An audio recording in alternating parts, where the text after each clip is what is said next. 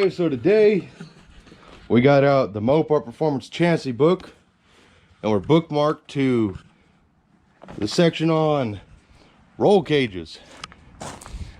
Dad and I just got the back, or the front seat out, I should say. It's a bench seat, so it's kind of weird. And we're gonna work on trying to get this roll cage done. Because Dad's got time off work, not because of the coronavirus, but because, well, he's dead. Vacation. So we're gonna work on getting this roll cage in. Talked to a whole bunch of people, got a lot of good ideas. And well, it's time we get this roll cage done for old Jezebel. Let's see what that did. We gotta get it done sooner or later. That's true. So we got the 8-point roll cage kit from Jags. We got our 1/4-inch plates out. There's all the tubing. We got our main hoop. So we're gonna get started on this, and I'll pop you guys in from time to time and let you see the progress. And hopefully by the end of this video, there will be an 8-point roll cage at Jezebel. Might take a minute, but we're gonna figure it out. What'd you find, Dan? Ooh, treasure. Jezebel's always giving more and more. Anybody wants that? $2,000 came out of the famous Jezebel Ratty Charger. PM me, let me know. I'll sell it to you. We need money. We're broke white guys. So I'll see you guys in a bit. Well, we got the main hoop test fitted. That's right in the torque box area right there. It's where it needs to be, nice and strong. Of course, there's going to be a 1/4-inch plate down there. Well, we're just getting everything kind of test fitted, making sure everything's going to work. Need to open the trunk. Yeah, we got to open the old trunk, so I'm going to get to work on that. Like I said, guys, not going to be a tutorial. We're just going to show you as we move along, because first time doing this. It's going to be interesting. Oh, we got the interior completely stripped. You got to take it down to belt it up, I guess is the old saying. But got her all vacuumed out, dried out. And I don't know if we're going to get a back seat or not. I may have to build another delete panel for the back, don't know.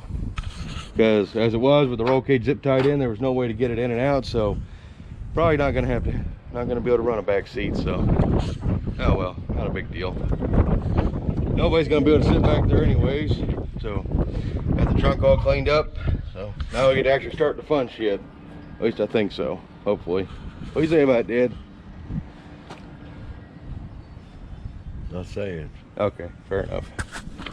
All right, guys, so instead of doing the roll cage, I'm just not happy with the way everything's fitting. The hoop is beautiful. I highly recommend the hoop. Hoops are awesome. But all the rest of the bars and stuff, just not a big fan of. Not a fan of the straight shot these bars are gonna have to be. I don't want to have to sacrifice the back seat, even though it's gonna be worthless. I don't want those bars going where they're gonna have to go. I'll just walk over here to show you. When the hoop is sitting in the car, it sits about yay, and those bars are gonna have to come from about here and straight shot and weld in right there or behind this big old piece where the shocks mount to the back of that. And I don't like that. I would rather those bars follow the roof and then come down through the package tray. Just what I had in mind. That'd be a lot nicer. And then another issue I have with the roll cage kit, and I talked to Rob, I got his permission to talk crap, but these bars here, which is your harness bars and everything else, they're not even notched. Let's see. Yeah, none of these are notched. None of them at all.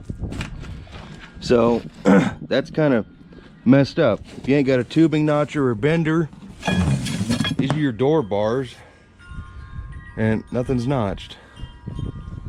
Or your door bars are these right here. They're notched on one end. At least they did that for you. And these are your down bars to your trunk area. Just not happy with it. Not gonna do it. I ain't half-assing my car. It's gonna be done my way, the way I believe it should be. Not. No, I'm gonna find a shop and they'll do it. So what we're gonna do instead, God, a lot of fucking work for nothing. What we're gonna do instead is we're gonna work on getting the dash in, steering column, all that stuff. Screw all this other stupid shit. Let's try and make the car actually move, run and drive, and let's start enjoying it. all this stupid hysteria over this stupid ass fucking coronavirus crap. It's starting to get really annoying. So I got my gauge cluster out here. We're gonna get this baby put in there, finish all the dash shit, get all that put in, and put the seat back in it. Of course, we need to change out the clutch master cylinder because the clutch master for the hydraulic clutch is too small of a bore, so we need to put the bigger bore in here, rebleed the system, and about all that. Oh, should be pretty good.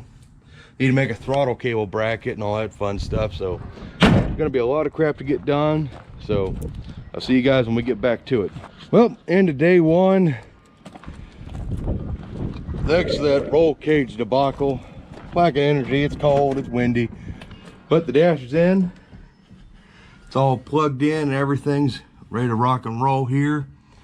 Not putting any of the dash parts in until we get that clutch master cylinder changed out, which we're going to probably do tomorrow or next week, or hopefully once it warms up a little bit.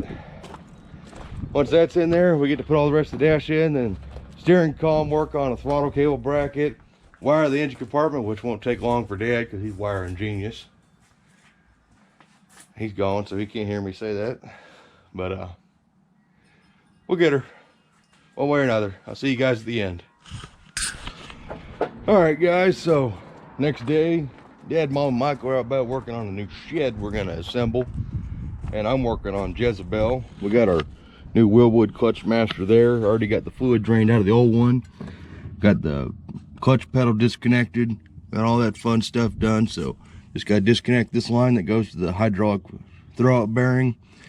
Undo the 4 screws, pop that thing off. I'll be able to swap it out for the bigger bore.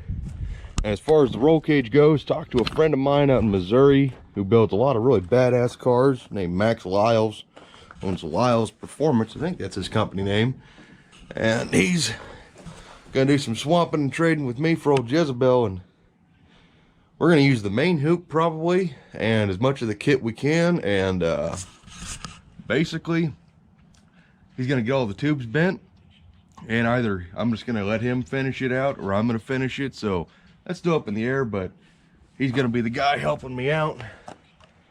I don't know what it's gonna cost or anything, but if I'm gonna put a cage in my car, it's gonna be what I want and how I want it to end up looking and how it's gonna perform. You know, I just don't want something that's gonna look kind of hocus pocus. I want it to be what I got in my mind, and I want it to also be safe and strong. So that's what we're gonna do. So I'm gonna get back to work on the old Jezebel, and I'll keep you guys up to date. Alrighty, and we're back. We got this little guy off. Pretty simple. I kind of like how that plate there is threaded. Makes it real easy to take off by yourself. So this is the clutch master we had, this itty bitty guy, and we're going to the big 7/8 bore. I mean, it's just world apart of difference there. So this ought to give us way more pedal pressure and everything. It ought to work better. So that's going to be all around better. Let's just put that in the kits instead of this little guy. So we're going to take that fitting, transfer it over there, that there, take the whole homemade bracket, take the whole bracket, put it on here. We should be good to go, ready to rock and roll. So see you guys once that's all done. Just letting you know the updates. The way you can keep track of all my mess ups, so you don't have to. And there we go, guys. Swapped out, took maybe like 10-15 minutes. Got the new fitting on there. Well, it's the old one. Repipe doped it. Got that guy put back on there. Should be tight. And one thing that was a problem was with this, when this was in the B body, you know, you had this adjustable bracket. We only tightened that side. Well, while it's out, went ahead, tighten that one. So now it's all tight. We're good. Bigger bore. I'm going to get a second pair of hands, help me put that baby back on. Then we can hook everything up, get it rebled, and we'll be ready to rock and roll.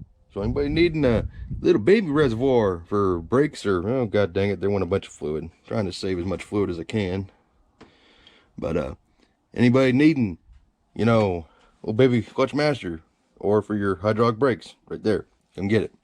All right, let's go put this baby on and see if we get our clutch pedal working right. Alrighty guys, time for a little update. So everything's back on there, and I am getting everything bled. In fact, I'm gonna take a little break from what I was actually gonna go do, and I'll show you how we got everything set up. So this pedal is just, no, that's all the way up. So there's our pedal stop. Got everything set up there. And I'll just show you guys right here. Show you how that works. So you take the old foot. And I'm currently bleeding the system still. But that big 7/8 bore it's on there now is freaking fantastic. I love it. I really do. Nice stiff pedal, how it's supposed to be on a clutch. No little wussy stuff. So I'm digging it. I'm going back here. Uh-oh. I'm losing everything. Headed out back to help the old parents and my brother set up this little building. I've been coming back here every once in a while and just goofing off, lending my comedic talents, because nobody back here is funny or got a sense of humor, except maybe Dad. Exactly. But check out this building. It's made for ants. It's like really short. I mean, like, it's perfect. But Dad tells me he's having a problem with the saw, that it just stopped working on him. I mean, the saw is only about 1 million years old, and he's like, I was just sawing and it just stopped working. Huh, I wonder what happened here. Mom's hiding from the camera. So I guess I'm gonna fix the saw because it just magically cut itself open, so I'll get to work on that. One thing is to be said about this incredibly shady and sketchy building that Dad bought for, what was it, 500 bucks? $400. $400, that explains a lot. This thing's like made out of soda cans. Look at that whole wall ripple. We're having to put these side supports in a little early, so that way there's some kind of structure. You see how short, look at that wall creeling in.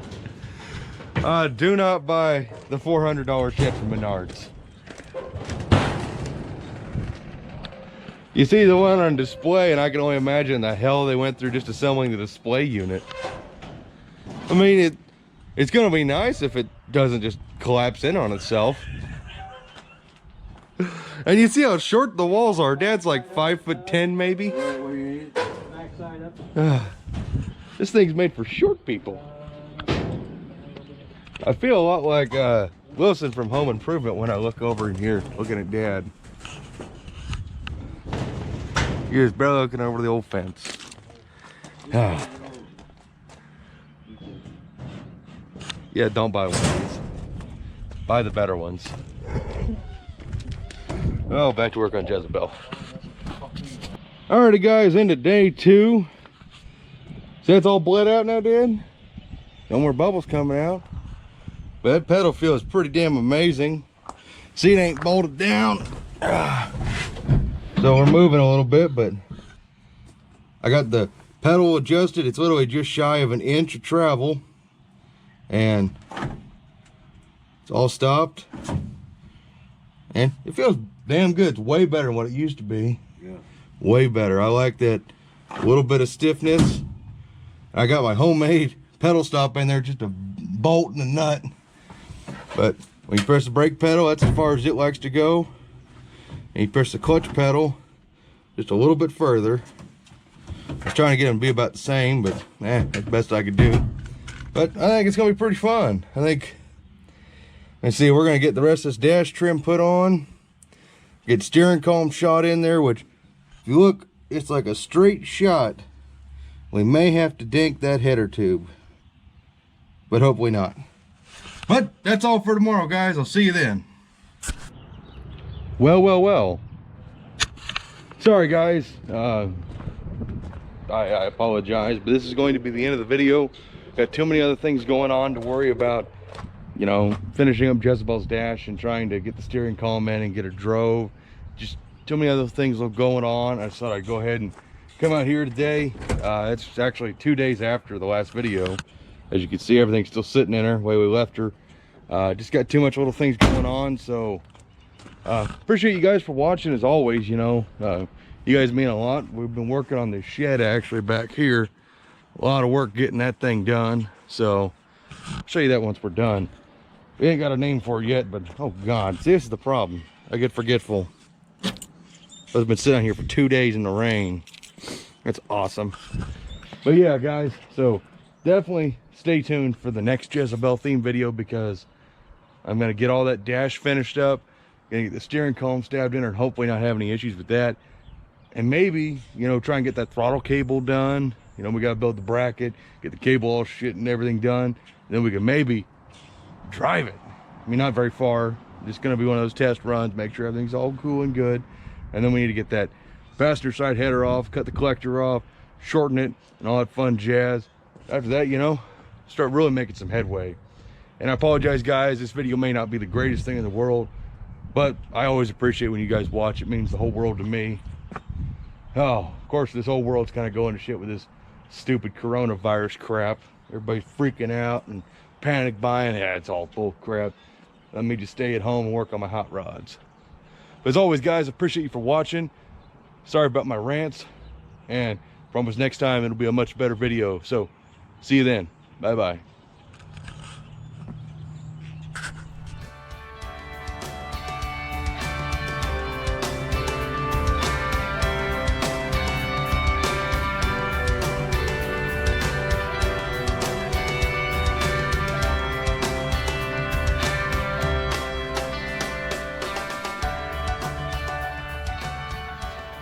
Bye-bye.